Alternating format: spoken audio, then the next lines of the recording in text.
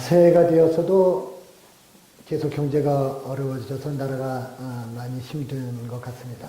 국제 유가가 떨어져서 휘발유 비롯해서 여러 가지 기름값들이 떨어지고 있음에도 불구하고 경제 회복의 기미는 보이지 않고 있습니다.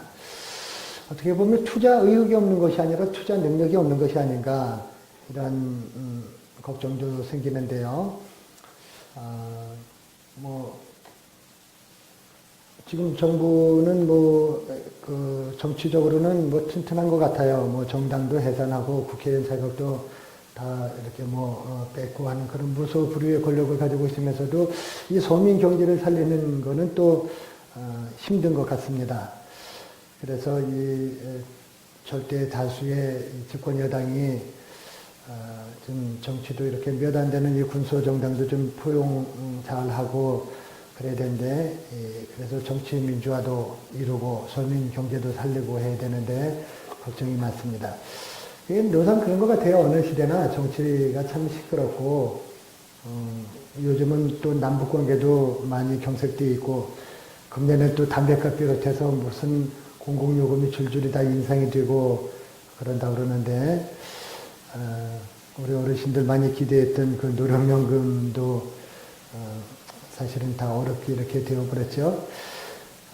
이게 정치적으로나 이런 서로의 그 이해나 관심에 따라서 여당이 잘못했다, 야당이 잘못했다, 여러 가지 말을 할 수 있습니다만, 결국 그 책임을, 최고 권력을 가진 대통령이 지는 것이 아니라 국민들에게 책임을 떠맡기고 있는 것 같아서 좀 씁쓸하기도 합니다. 근데 이 정치도 정치이지만 경제가 어려우면 이 종북 세력들이 판을 치게 되어 있습니다. 그래서 좌익 세력들이 이 땅에 발을 붙이지 못하게 하려면 경제가 튼튼해야 됩니다. 경제가 빨리 활성화되고 경제가 회복이 돼서 서민들이 잘 살아야 이 종북 세력들이 판을 못 치게 되거든요. 그래서 이제 박근혜 정부가 집권 중반인데요. 아무쪼록 남은 임기 동안 국정 운영 잘해서 정말 이 재벌들만을 위한 그런 대통령이 아니라 일반 국민들을 위한 대통령이 되었으면 좋겠다는 그런 생각이 듭니다. 근데 이게 나라만의 이야기는 아닙니다. 가정도 그렇고 교회도 마찬가지입니다. 누구라도 한 사람이 이렇게 고집을 부리고 그러면 구성원 전체가 좀 고생을 하게 되어 있습니다. 그래서 하나님 말씀에 고개 숙이면 모두가 행복하게 될 줄 믿습니다. 올해가 을미년이라고 그러죠. 양의 해라고 그러는데 예수 믿는 사람들이 무슨 띠가 있겠습니까? 우린 다 예수 띠들인데, 그 양이, 어린 양이 이렇게 어미한테 젖을 먹을 때는 이렇게 무릎을 꿇고서 젖을 먹는데, 그런 것처럼 우리 예수 믿는 사람도 하나님의 말씀에 겸손히 순종하면 하나님께서 은혜 주실 줄 믿습니다.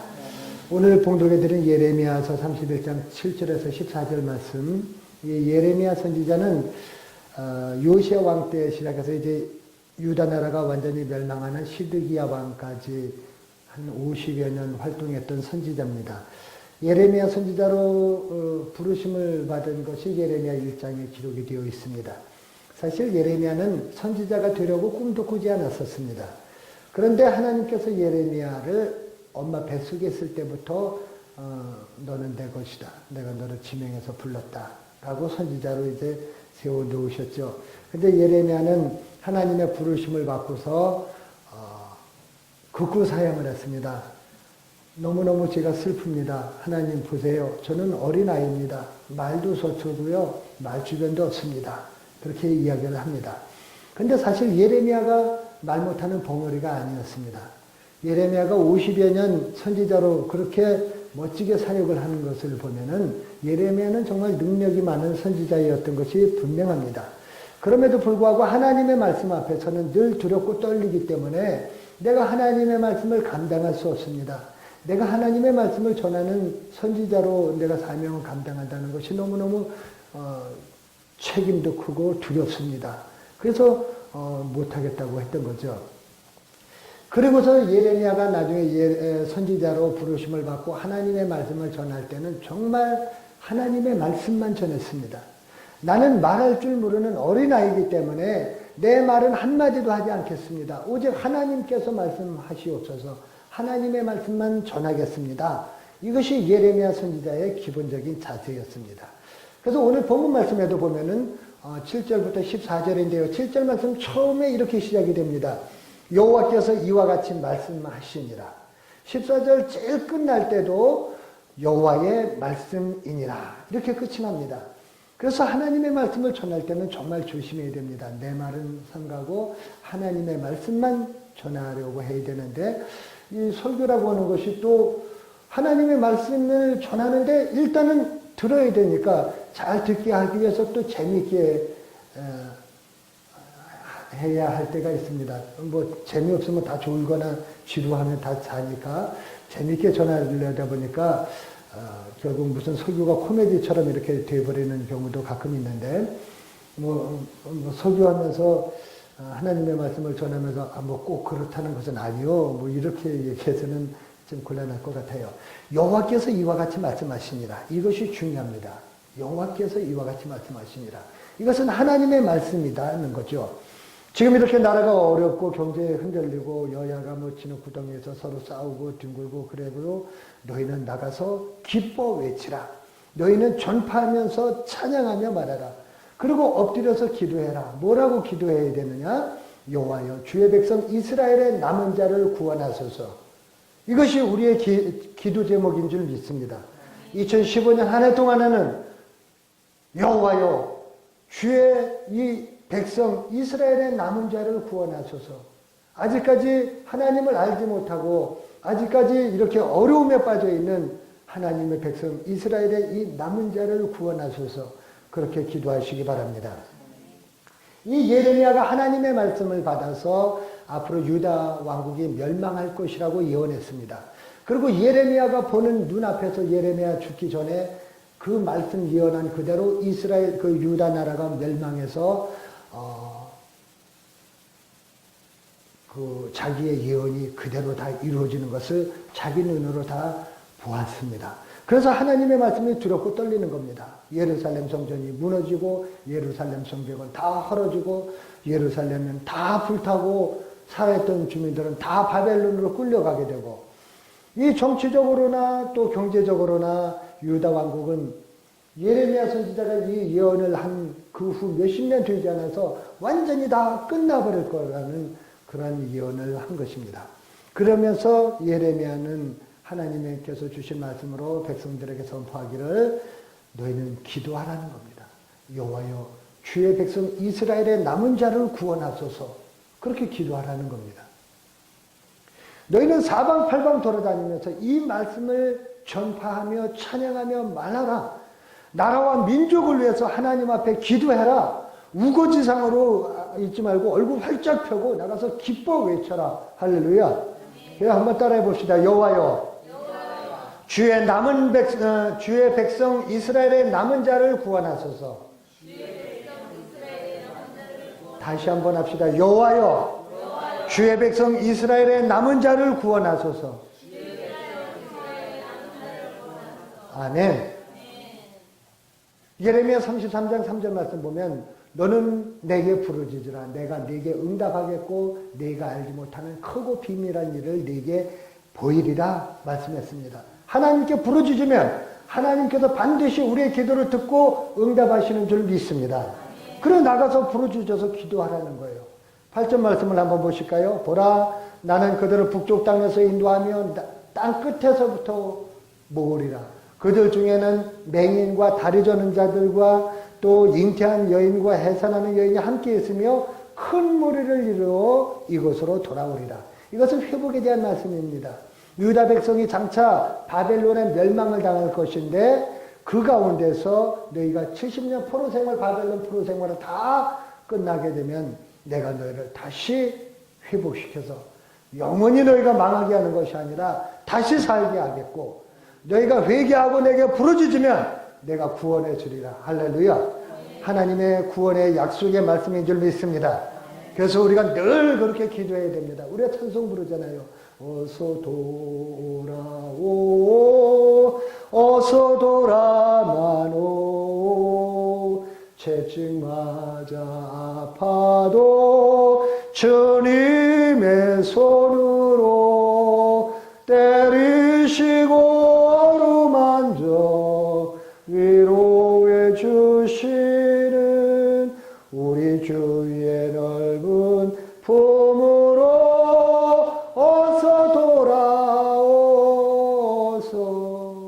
돌아오라는 거예요.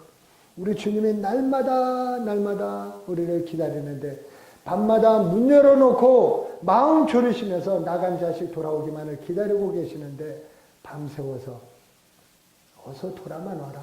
그러면 내가 너희를 다 용서하리라. 할렐루야. 우리 주님의 이 말씀을 믿으시기 바랍니다. 여호와여 주의 백성 이스라엘의 남은 자를 구원하소서. 그러면 하나님께서 응답하시는 거예요. 근데 하나님께서 그 남은 자들을 구원해 주실 텐데 그때 돌아오는 자들을 보면 그 잘난 사람, 똑똑한 사람, 부유한 사람들 다 어디로 가고 맹인과 다리 저는 사람들과 잉태한 여인과 해산하는 여인들 이런 무리들은 큰 무리를 이루어서 예루살렘으로 돌아오게 될 거라는 거예요. 성경을 가만히 보면 이 남은 자 사상이 이스라엘 백성들을 구원하시는 하나님의 그 구원의 유일한 방법인 것 같습니다. 남은 자. 세상적인 눈으로 보면 별 볼 일 없는 사람 같아도 하나님의 방법은 그 남은 자들을 통해서 역사를 이루신다는 겁니다. 우리 칠정교회도 이 지리산 자락에 있는 작은 교회지만은 하나님께서는 우리 칠정교회를 통해서 남은 자들을 구원해 주실 줄 믿습니다. 제가 여러 가지로 뭐 다니면서 공연으로도 복음을 전하고 또 뭐 라디오 방송 설교로도 또 뭐 그 CTS TV로도 그 복음을 전하고 하는 것도 이 작은 교회지만은 하나님께서 그 많은 또 그 큰 여러 많이 있어도 그 중에 남은 자와 같은 작은 우리 칠정교회를 통해서 하나님께서 역사하고 계시는 것을 우리 눈으로 보게 되는 것입니다. 9절 말씀을 한번 여러분도 한번 읽어보시죠. 9절 시작. 그들이 울며 돌아오리니 나의 인도함을 받고 간구할 때에 내가 그들을 넘어지지 아니하고 물 있는 계곡의 곧은 길로 가게 하리라. 나는 이스라엘의 아버지요 에브라임은 나의 장자니라. 아멘. 아무리 중한 죄를 지었어도 하나님 앞에 참회의 눈물을 흘리고 돌아오기만 하면 우리 주님께서는 우리를 다 받아주시는 거예요. 우리를 넘어지지 않도록 보호해 주실 줄 믿습니다. 그동안 너무너무 갈급했기 때문에 물 있는 계곡 이 곧은 길로 인도해 주실 것이라는 것입니다. 2015년은요 제가 봤을 때 우리 대한민국은 모든 것이 다 갖춰져 있어요. 이미 다 갖춰져 있습니다. 경제적으로도 그렇고 정치적으로도 그렇고 국민의식도 다 성숙되어 있습니다. 오늘 말씀에 나중에 나오겠습니다만 물된 동산이 되게 해주시겠다고 했는데 모든 것이 다 갖춰져 있어요. 이제 물만 되면 되는 겁니다. 성령의 물이 우리 대한민국에 흘러들어서 대한민국을 적시면은 대한민국이 부흥되고 회복될 줄 믿습니다. 하나님께서 너무너무 갈급한 우리 대한민국, 우리 교회를, 우리 민족을 하나님께서 인도해 주셔서 곧은 길로 가게 하시고 그리고 계곡에 그 물 많은 곳으로 인도해 주시겠다는 약속을 주신 줄 믿습니다. 광야에 길을 내시고 사막에 강을 내셔서 하나님께서는 2015년 새해에 우리 칠정교회를 통해서 새 역사를 이루실 줄 믿습니다. 하나님께서 하실 것입니다. 10절 말씀을 한번 다 같이 봉독해 보시겠습니다. 10절 말씀 시작. 이방들이여 너희는 여호와의 말씀을 듣고 먼 섬에 전파하여 이르기를 이스라엘을 흩어진 자가 그를 모으시고 목자가 그 양떼에게 행함같이 그를 지키시리로다. 아멘. 이스라엘의 목자 그러면 우리가 떠오르는 사람 중에 제일 먼저 떠오르는 사람이 다윗입니다. 다윗처럼 훌륭하고 다윗처럼 정말로 이 정이 많고 다윗처럼 책임감 강한 그런 목자가 없습니다. 다윗이 노래하기를 여호와는 나의 목자시니 내게 부족함이 없으리로다. 그가 나를 푸른 초장에 누이시며 잔잔한 물가로 쉴 만한 물가로 인도하시는도다. 내 영혼을 소생시키시고 자기 이름을 위하여 의의 길로 인도하시는도다. 내가 사망의 음침한 골짜기로 다닐지라도 해를 두려워하지 않을 것은 주께서 나와 함께 하심이라. 주의 지팡이와 막대기가 나를 안위하시나이다. 주께서 내 원수의 목전에서 내게 상을 차려주시고 기름으로 내 머리에 바르셨으니 부으셨으니 내 잔이 넘치나이다. 나의 평생의 선하심과 인자심이 반드시 나를 따르리니 내가 여호와의 집에 영원히 살리로다. 아멘. 우주 만물을 지으시고 인간을 창조하신 하나님께서는 얼마든지 사람들을 흩으시기도 하시고 다시 모으시기도 하시는 거예요. 그러나 하나님을 따르는 자에게는 하나님께서 선한 목자가 되셔서 친히 주의 백성들을 인도하시고 보살피시고 살피시고 안위하실 줄 믿습니다. 하나님께서 돌보시면은 2015년이 복된 한 해 될 줄 믿습니다. 12절 상반절 말씀 한번 다 같이 보시죠. 12절 상반절 말씀만 봅니다. 그들이 시작. 그들이 와서 시온의 높은 곳에서 찬송하며 여호와의 복 곧 곡식과 새 포도주와 기름과 어린 양의 때와 소의 때를 얻고 크게 기뻐하리라. 아멘. 이 세상을 살아가는 이 우리 일평생 동안 우리에게 필요한 것이 너무나 많습니다. 그 중에서 우리가 빼놓을 수 없는 것이 물질입니다. 돈 없으면 못 살잖아요. 헌금도 드려야 되고 자식들도 키워야 되고 공부시켜야 되고 또 출가시켜도 뭐 돈 필요하다고 손 내밀면 담은 얼마라도 줘야 내 마음이 편하고 우리에게 필요한 것이 물질입니다. 난 뭐 경건하게 사니까 난 물질 필요 없어. 난 뭐 세상의 물질은 뭐 이건 천박하고 속된 거고 나는 경건하고 거룩한 사람이니까 물질 필요 없어. 글쎄요. 그래도 물질이 필요합니다. 어떤 사람들은 물질은 세속적인 것이고 빈곤하게 사는 것이 그 경건하게 사는 것이다. 이렇게 생각하는 사람들도 있는데 하나님께서 주신 것은 악한 것이 없습니다. 선하게 사용하면 모든 것이 다 하나님의 은혜인 줄 믿습니다. 그래서 2015년에는 여러분들 다 물질복 받으시기를 주의 이름으로 축원합니다. 물질이 우리에게 꼭 필요합니다. 다만 기도와 말씀을 통해서 물질을 하나님의 뜻대로 쓰는 것입니다. 하나님께서 주시는 그 물질을 많이 받아서 주의 뜻을 위해서 주의 선한 사업을 위해서 이웃을 위해서 나누고 베푸는 그런 곳에 사용할 수 있도록 물질을 간구하시기 바랍니다. 오늘 말씀에도 보면은 곡식과 새 포도주와 기름과 어린 양의 떼와 소의 떼를 얻는 것이 여호와의 복이다라고 말씀합니다. 이 재물의 복, 여호와의 복인 줄 믿습니다. 새해는 여러분들 다 부자 되시기 바랍니다. 물질뿐만 아니라 믿음에 있어서도 더욱 부유한 성도들 되시기를 주의 이름으로 축원합니다. 부자가 되어야 됩니다. 마음이 넉넉해야 뭐라고 그럽니까? 인심은 무슨 뭐 곳간에서 난다고 그러나요? 곳간에 뭐 쌓아놓은 게 많아야 인심이 나고 뭐 지나가도 거지가 와도 퍼줄 생각이 나지 곳간에 아무것도 없으면 줄 것이 없잖아요. 그래서 우리가 부유하게 살아야 합니다. 여호와의 복 곧 물질의 축복을 받은 사람들은 그 심령까지도 편안하게 될 줄 믿습니다. 돈만 많으면 다가 아닙니다. 12절 하반절 말씀 보면 이 하나님의 축복을 받은 자는 그 심령은 물된 동산 같겠고 다시는 근심이 없으리로다 그랬어요.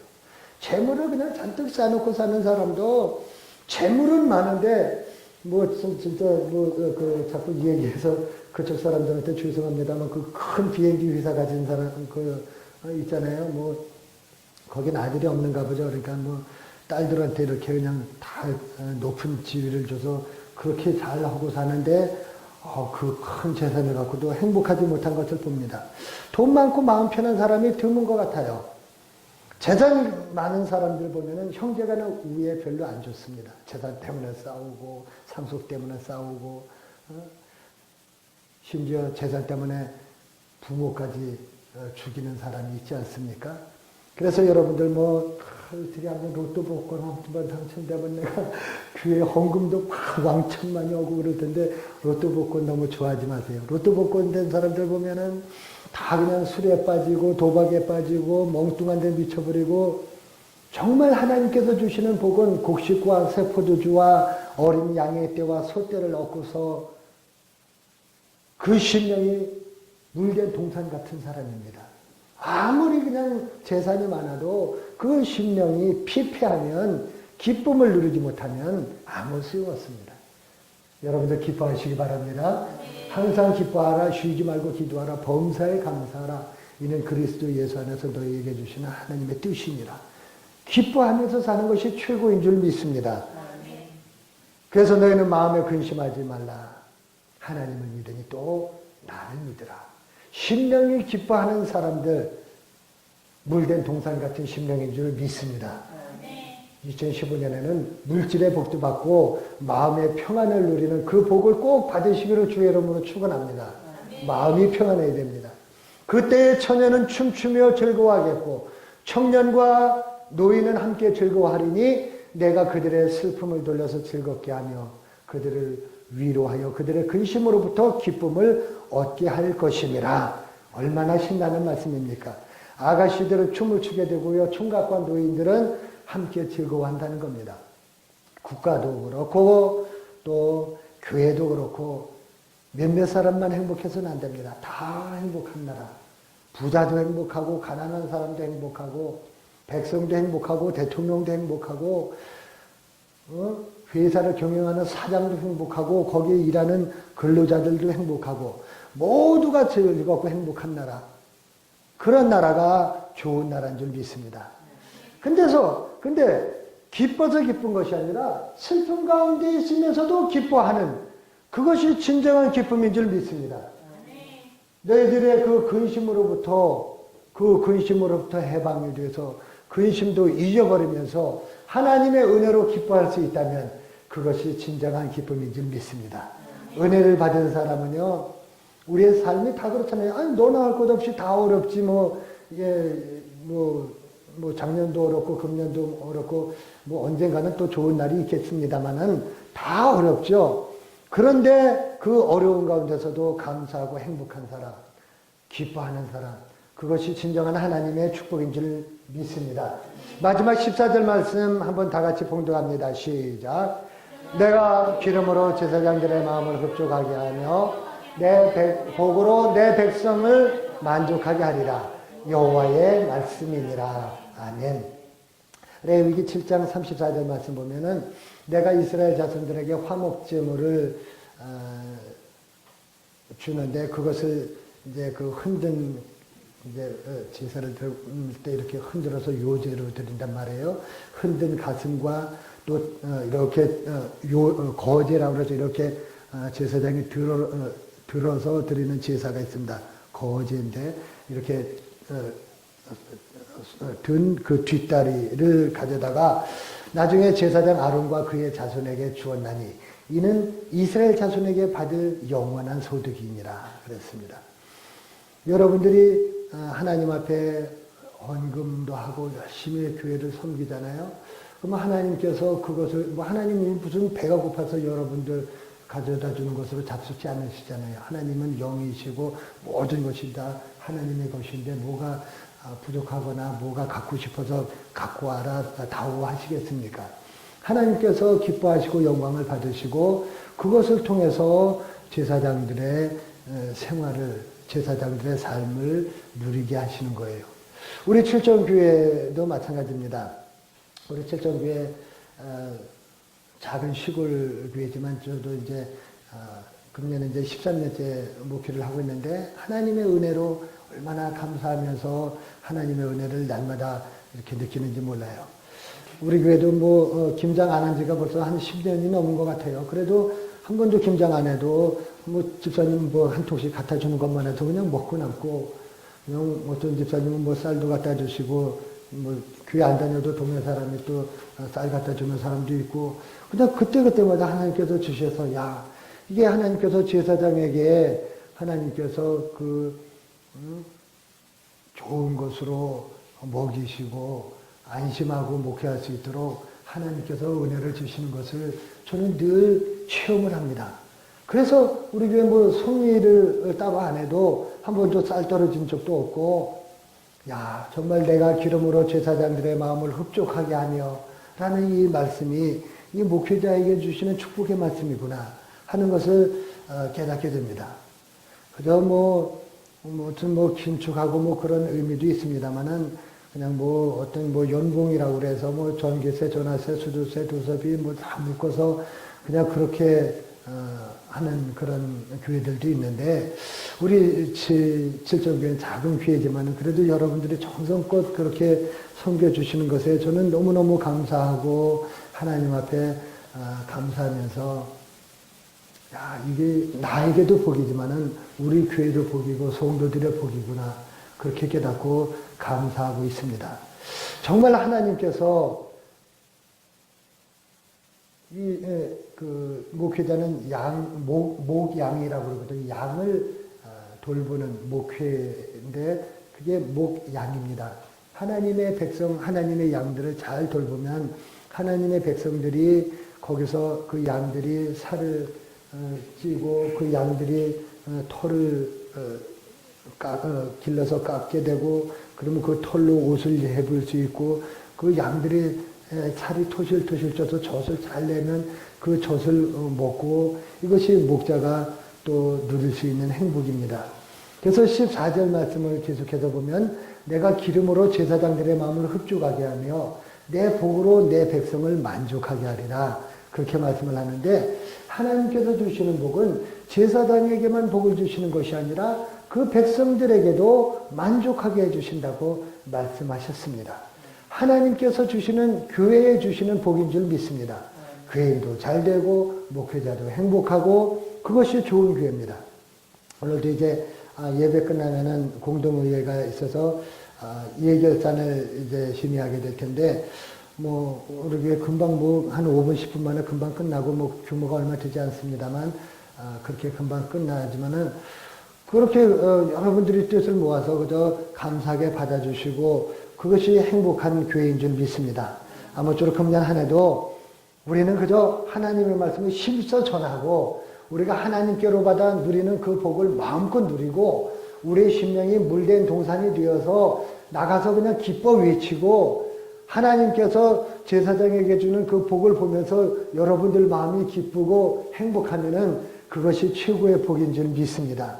어디를 가든지 주님을 찬송하며 하나님께서 주시는 우리 칠정교회를 통해서 무한히 베풀어 주시는 그 기적을 말하는 것, 그것을 우리가 자랑으로 삼고 금년 한 해도 그저 어떻게든지 우리 박근혜 대통령을 위해서 열심히 기도하고 어려운 나라를 위해서 기도하고 여호와여 주의 백성 이스라엘의 남은 자를 구원하소서 하나님의 그 말씀을 따라서 우리 칠정교회를 통해서 이 구원의 역사가 일어나도록 기도해야 될 줄 믿습니다. 그래서 2015년 한 해 동안 정말 곡식과 새 포도주와 어린 양의 떼와 소떼가 여러분의 가정에 끊이지 않게 되기를 주의 이름으로 축원합니다. 여호와의 말씀을 듣고 기뻐하시는 여러분의 심령에 다시는 근심이 없으시기를 바랍니다.